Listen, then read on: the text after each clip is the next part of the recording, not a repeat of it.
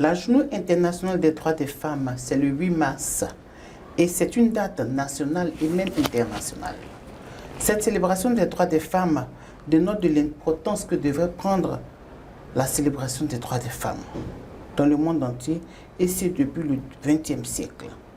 Cette année, nous sommes à la 47e édition et le thème de cette journée est « Agir ensemble pour l'égalité, éradiquer la pauvreté, renforcer les institutions, investir dans le futur de la femme ».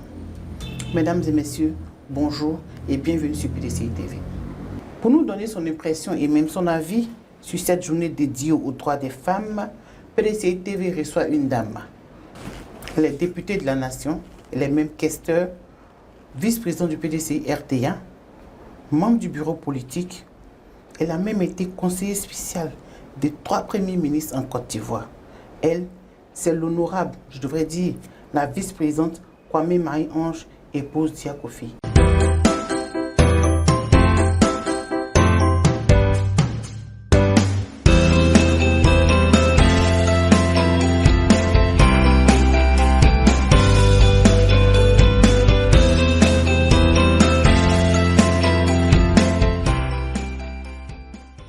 Bonjour Madame la Vice-Présidente. Bonjour Madame. Merci d'avoir accepté notre invitation. C'est avec plaisir Madame.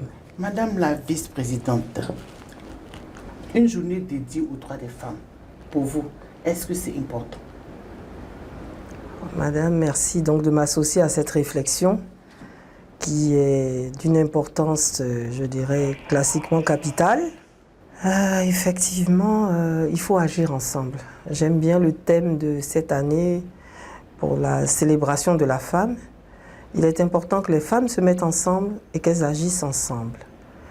Vous savez, je parlerai de nos mères. C'est quoi? C'est 40 ans avant. Pour ouvrir un compte en bancaire, elles devaient demander la permission de leur époux. Je vous parlerai, moi, de choses concrètes, de choses vécues.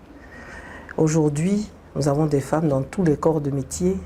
Vous vous rappelez qu'avant, une femme ne devait même pas aller à l'école, elle était soumise aux tâches ménagères. Aujourd'hui, nous avons des femmes pilotes, nous avons des femmes... J'ai rencontré une femme maçon, donc nous avons des femmes dans toutes les tâches dévolues aux hommes. Donc il y a quand même eu une évolution, madame. Elle a été sûrement portée par les institutions internationales. Nous avons donc même à l'Assemblée voté plusieurs lois qui valorisaient la femme. Donc certes, il y a eu une évolution, mais il y a encore des choses à faire. Des choses à faire, vous le dites, mais vous pensez que c'est du fait du gouvernant ou de la femme elle-même? Pour moi, vous savez, on peut voter plusieurs lois et n'arriver à rien. Je vais vous parler de choses concrètes hein, madame, si vous le permettez.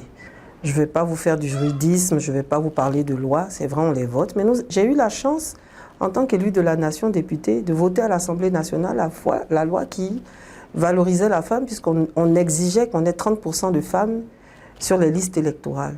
Mais madame, pour trouver 30% de femmes, en tout cas moi dans mon département, j'ai eu du mal. Et je pense que tous les partis ont eu du mal. À l'Assemblée même, nous sommes 34 femmes. Et dans les 34 femmes, il y a quand même pas mal de femmes qui sont suppléantes de personnalités ne pouvant pas siéger. Sur 253, 34 femmes, la proportion parle d'elle-même. Ouais. Ensuite, au niveau de mon parti, le PDCI, nous sommes 5 femmes. Sur les 5 femmes, sur 64 députés, 5 femmes, madame, il y a une équation qui continue à me rendre perplexe. Au lieu de chercher à pousser les gouvernants à admettre que nous votions des lois, il faudrait peut-être étudier la problématique d'une autre manière. D'abord, savoir qu'est-ce que la femme et qu'est-ce que la femme politique. Parce que la femme s'occupe de questions transversales. Madame, vous, dans votre maison, vous occupez de l'entretien de la maison, des enfants, de chercher à savoir si... Des tâches domestiques, en fait. Mais en plus, vous passez votre temps à prier pour demander à ce que Dieu permette que votre famille... Donc la femme est multitâche. Elle est pluridimensionnelle, je dirais, mais elle est pratique et pragmatique. Moi, je compare toujours les femmes à des fourmis. Voyez la fourmi à la petite tête là, qui se promène, qui cherche à manger. La femme a un rôle naturel, biologique, de s'occuper des autres. La politique, pour moi, ce n'est pas la politique pour soi, c'est la politique pour s'occuper des autres. Normalement, la femme est un genre destiné à la politique parce qu'au quotidien, elle est avec les populations. Au quotidien, c'est elle qui est au marché. Au quotidien, c'est elle qui écoute ce que le peuple dit. Donc la femme est vouée naturellement, biologiquement, à faire de la politique saine. Madame, voilà mon avis déjà sur votre première question.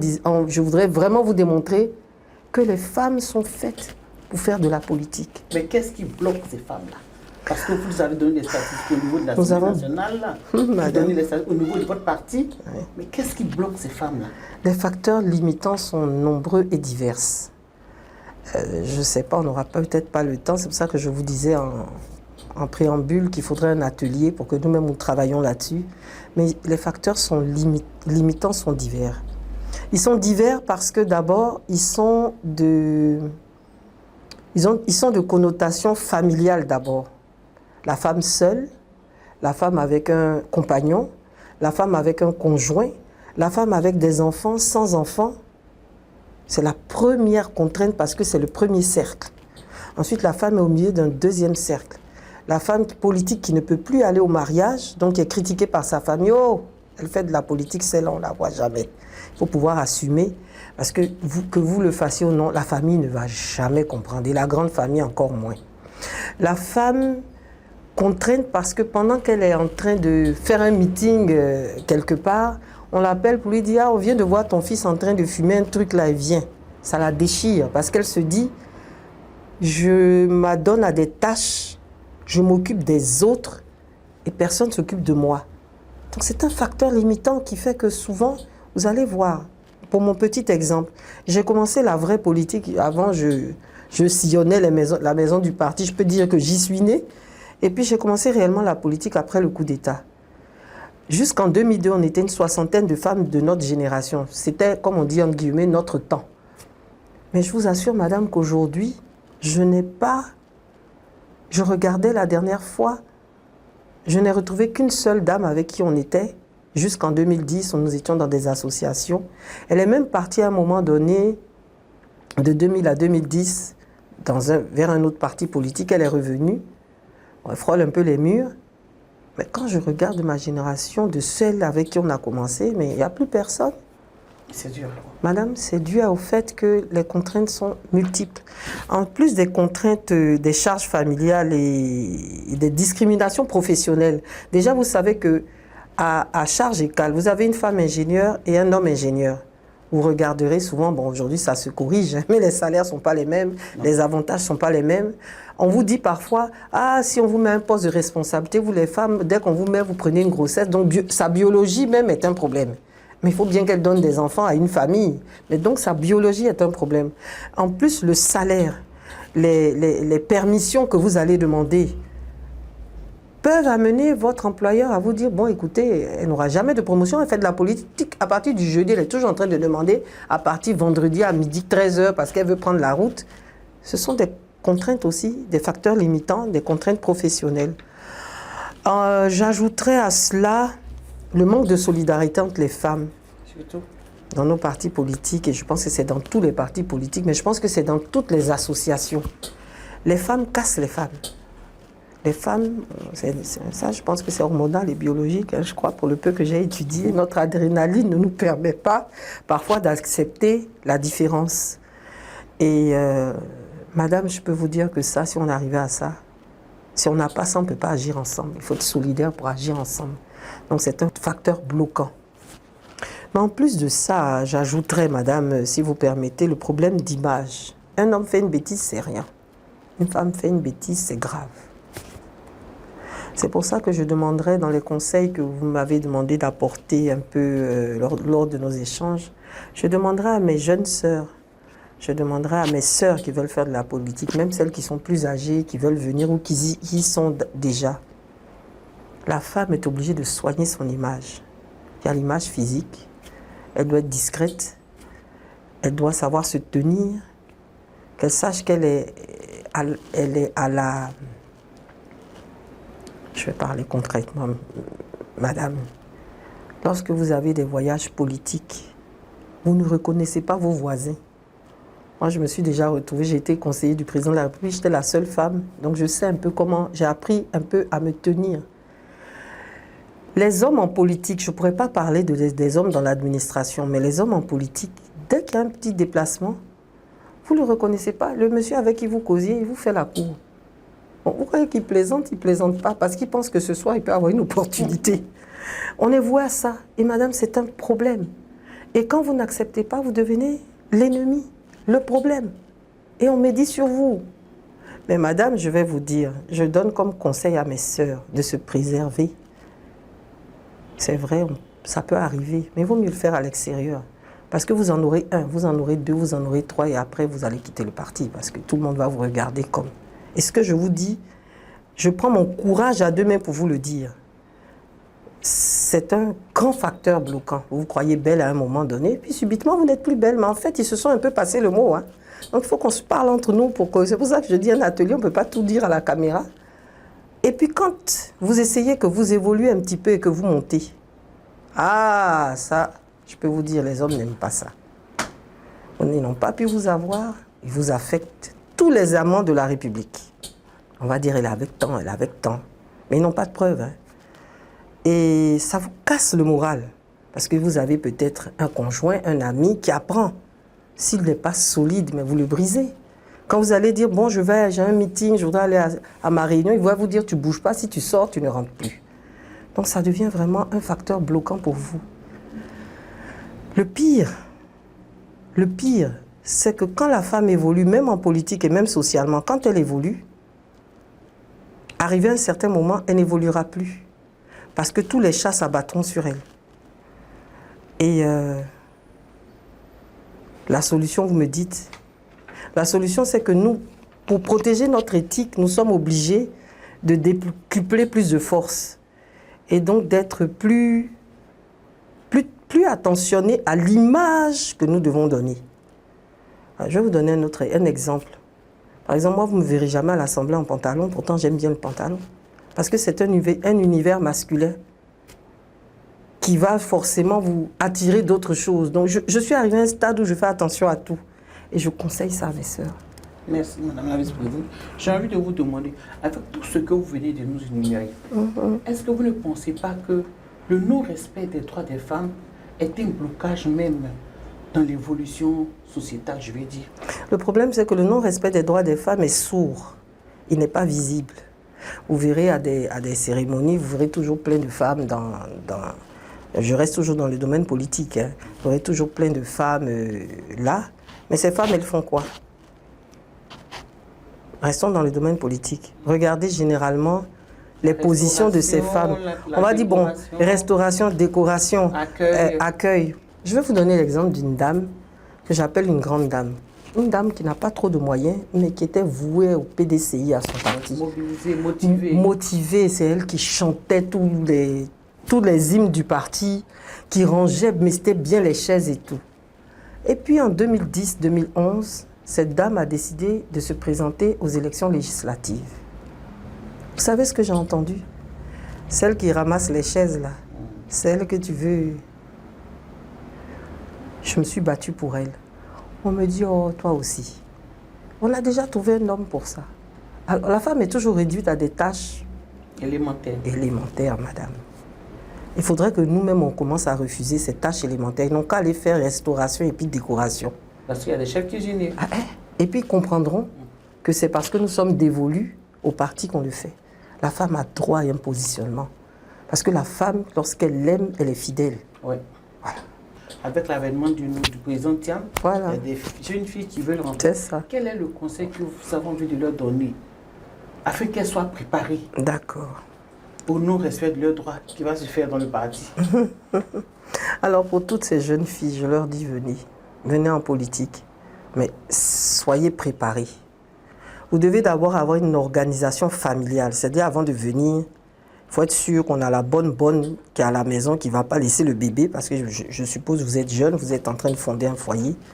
Il faut être sûr qu'à son travail, on pourra s'organiser pour rattraper des heures, pour que ce ne soit pas une contrainte. À partir de ce moment-là, vous n'allez pas perdre votre travail parce que vous aurez besoin de toute façon de votre travail pour avoir un peu de moyens pour que ça vous aide en politique. Mesdames et mesdemoiselles qui venez, vraiment, il faudrait aussi que vous ayez un encadrement. La politique a besoin d'encadrement. Avant, on formait. Aujourd'hui, de moins en moins, nos partis forment. Et c'est ça le problème. C'est pour ça que vous voyez qu'il y a des gens qui ont des vagues qui vont et viennent. Un politicien formé, mais c'est l'avenir de tout un peuple. Donc, il faudrait que vous puissiez trouver des parrains et marraines. Alors, moi, je veux être bien précise parce que souvent, vous avez des jeunes filles ou des jeunes dames qui vous approchent, mais au lieu de voir en vous la marraine politique, souvent, c'est la marraine un peu économique. Et ça fait fuir un peu vos marraines et parrains qui pourraient être... Moi, j'en ai toujours eu des parrains et des marraines, et j'en ai encore. Quand j'ai des difficultés, je continue à leur demander conseil. Mis à part l'encadrement et l'organisation familiale, je pense que aussi ces jeunes filles-là devraient savoir qu'est-ce qu'elles veulent. Quand on vient en politique, pourquoi on vient en politique? J'ai un parrain à l'époque qui m'a demandé, tu veux faire de la politique, pourquoi? Au début, j'ai balbutié, et puis Dieu merci, parce que ça me venait de moi-même, j'ai dit, je veux faire de la politique pour m'occuper des autres. Et c'est là qu'il a accepté de me coacher. On vient en politique pour s'occuper des autres. Les autres choses viennent après. La population militante qui vous verra à travers votre parti ou à travers vos compétences personnelles, mais vous verra surtout parce qu'elle saura que vous êtes sensible à leur cause. Pour vous parler concrètement, il faut quand même avoir un petit minimum. Je vais vous parler de choses simples. Vous ne pouvez pas aller, moi je suis un député des champs, hein, je ne suis pas une députée des villes. Vous ne pouvez pas aller dans un village, parler à des jeunes femmes et à des jeunes hommes et puis ne pas pouvoir avoir les 4 000 francs du pot de Bangui. Donc il y a un petit minimum, vous voyez, je n'ai pas dit grand-chose, il y a un petit minimum qu'il faut avoir. Et puis il y a des actions au quotidien qu'il faut mener. N'attendez pas d'être nommé dans le parti avant de le faire. Si vous le faites, mesdames, vous serez incontournable sur vos bases. Ils seront obligés de vous choisir. S'ils ne vous choisissent pas, alors venez me voir, on trouvera d'autres solutions. Mais je vous donne un exemple. Moi, j'ai commencé tout doucement. Il y a beaucoup de gens qui pensent que parce que... Oui. Mais j'ai travaillé sur le terrain. Quand vous allez aller au contact de vos populations, regardez quels sont vos besoins. Moi, j'avais des salles de classe, d'école, sans matériel didactique, c'est-à-dire rapporteur, règles, et ça ne coûte rien du tout.